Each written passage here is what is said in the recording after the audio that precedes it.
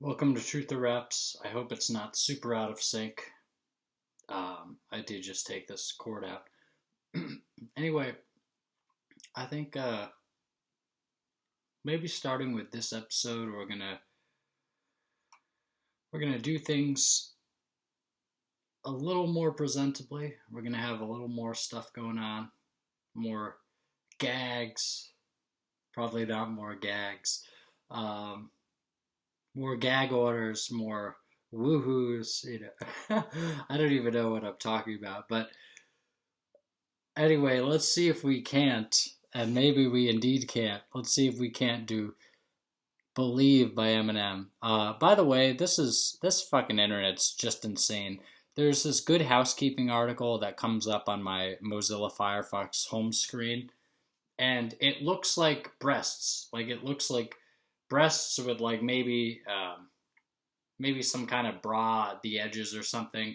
And then I looked down and it was like eggs, like, eggs that you get at a grocery store.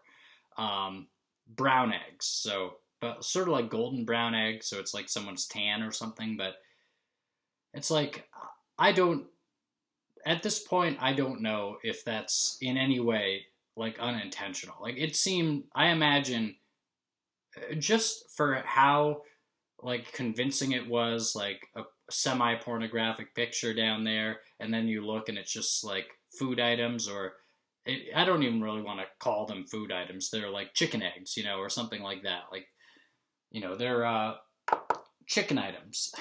And anyway, it's really, it's like really like you have to blast me with sexual imagery, and it's not even sexual imagery.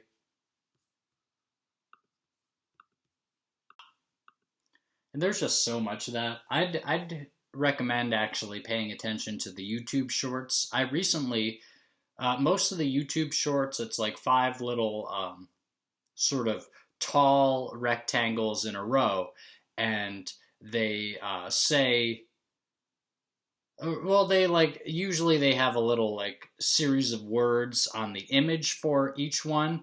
Like each one has its own image, and usually, and you click the image, you go to the video. But usually, they have a series of words on the image for each one, and then if you hover over the image, then the video might start playing and stuff. But in any case, might do it silently or only a part of it anyway. But those generally have like sexual looking women on them. Like even if it's usually it's actually like a non-sexual situation when you click into them. It's like a 30-second to a minute video. That's the YouTube short. So it's not like you're watching like a whole video. It's not like you're sitting down for something. You're just like clicking, hey, what's this? And so it's the perfect venue for them to show like just images of women like with their like butt prominently shown in the frame, or like standing in a profile or something in sort of like a way that accentuates like different parts of their body. And and usually often enough, I don't even, it seems to me that this has to be intentional with a person at some point, but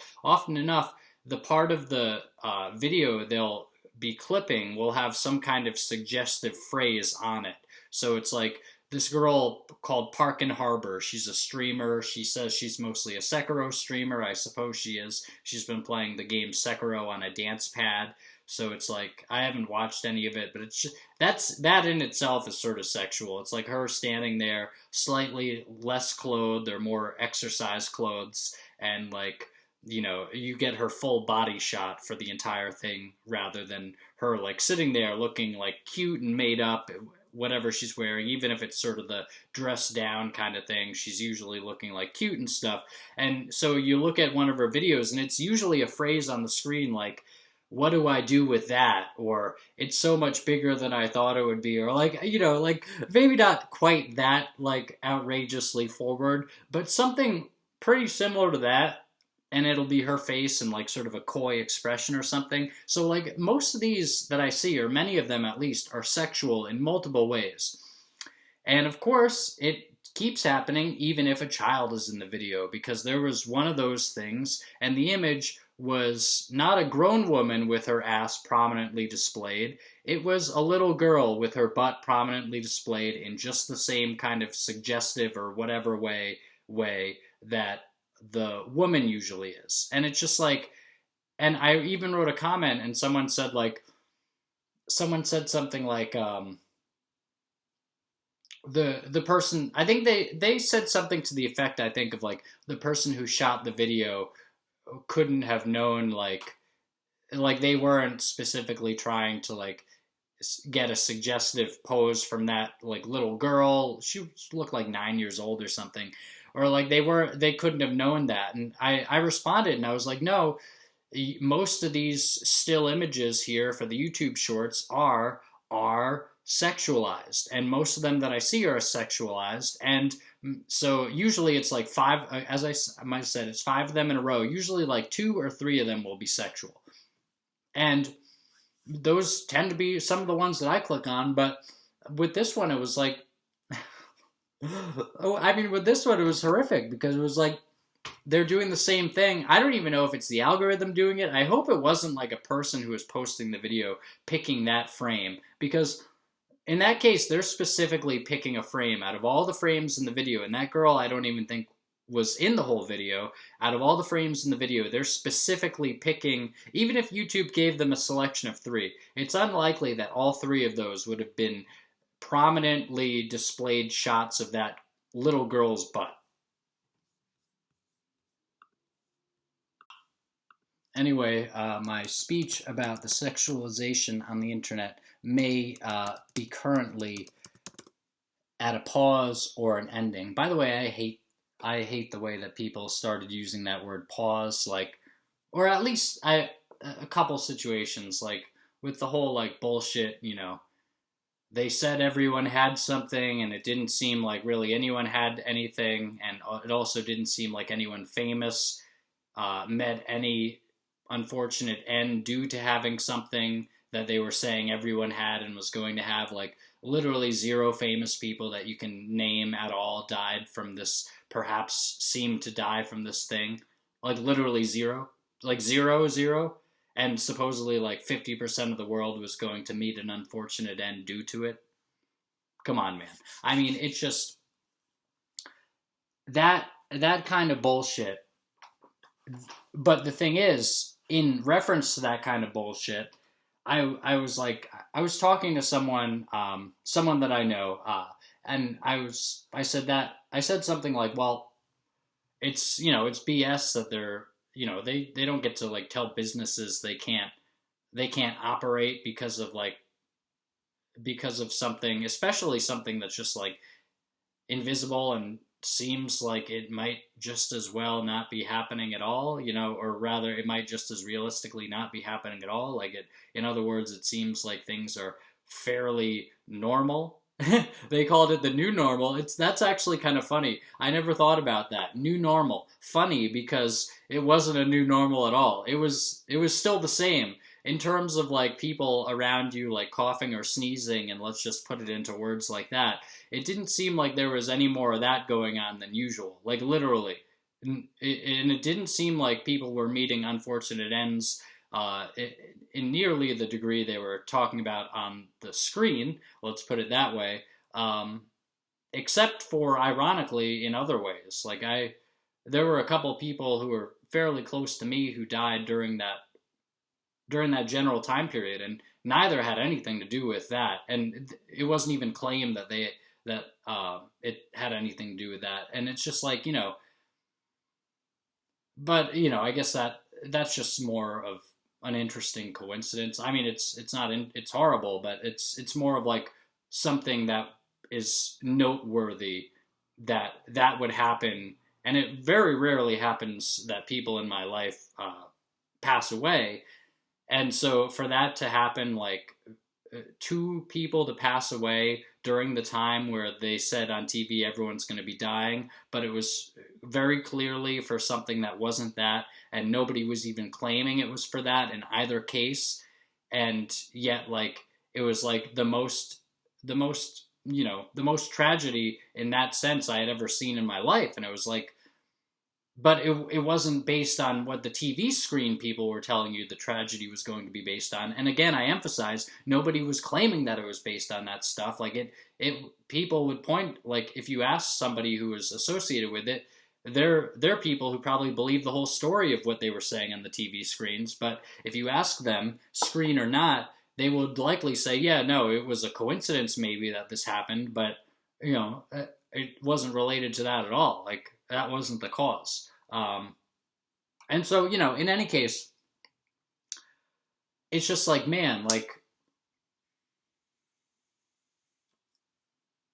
it seems like basically nothing is happening. Maybe to some people it might, and yet it also seems like, well, it's not. Doesn't just seem like the new normal is that they're putting all these government impositions all over the place, and it's just freaking crazy town. And the new normal is people like literally transforming into zombies, basically. Like there must have been so little consciousness going into going into the thought processes, or just there must have been so little assessment going into the things that these people took as correct and actual and facturate and accurate and factual. But yeah, there was like zero. Essentially, in your real life, there was probably pretty much zero to maybe to point to support anything the people on TV were saying. However, there was plenty of stuff to point to support some kind of idea of this becoming some kind of Orwellian nightmare. People were walking around literally muzzled, literally like afraid to show their face in public. You hide your face in shame. That's what the entire country was doing. Many of the people doing it willingly and even doing it after they were told they didn't have to anymore. And it was like living in a horrible freaking Orwellian movie. And here I was, partway into it, sitting with someone that I knew, and I said, like, it's horrible what they're doing to people. Like they're just, they're something I think along the lines anyway. I don't remember clearly exactly what I was saying, but probably something like, it's horrible that they're telling people like you can't even go outside, like, or I think it was actually that something was about to be imposed where I was, and like, yeah, they had lifted a restriction and then they were putting a restriction back in place. And I said like, oh, that's crap. Like you're putting a restriction back in place, nothing's different. It's like, this is horrific. This is horrible. And this person said to me something like, well, it's just a pause. And he said it in that way. And like, I really highly respect this person. I think he's really great, but it was so like, it was this sort of like doctoral voice, like this voice of like the guy in a horror movie who's like a psychiatrist, like in the Chucky movie, who's a psychiatrist, and he's telling the little boy that his doll isn't alive. Like, no, no, your doll isn't alive. Yes, yes, just take this nice medicine. Like that kind of voice, but applied to our entire society, or at least the society around me where these rules were supposedly going to be imposed again or something. It's like, oh no, it's just a pause. It's like, oh yeah, it's just a pause. A pause is a really nice word to describe armed people telling you you can't do something because of a fucking lie. Okay, I'm just gonna leave it in. Let's see if we can't actually do those damn lyrics. Let's see if it happens. I keep finding myself going away from it. Okay, so we're into verse 2. Or you retards can roll the dice, but beef will at least cost you your career, 'cause even my cheap shots are overpriced. But this middle finger's free as a bird. Nuke warhead at birth, hugest forehead on earth, too short for the verse, studied his formula, learned how to incorporate a curse, point it towards corporate America, stick a fork in it, turn, 'cause four-letter words are more better heard. The world force-fed a turd to me, you're getting yours. So it seems like he's sort of doing a lot of like, basically really starting at the beginning of what I read there.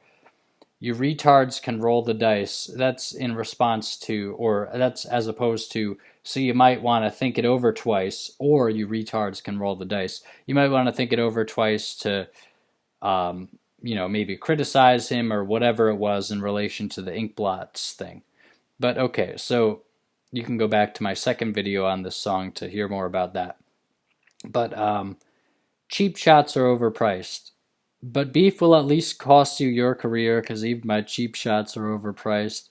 That's pretty funny.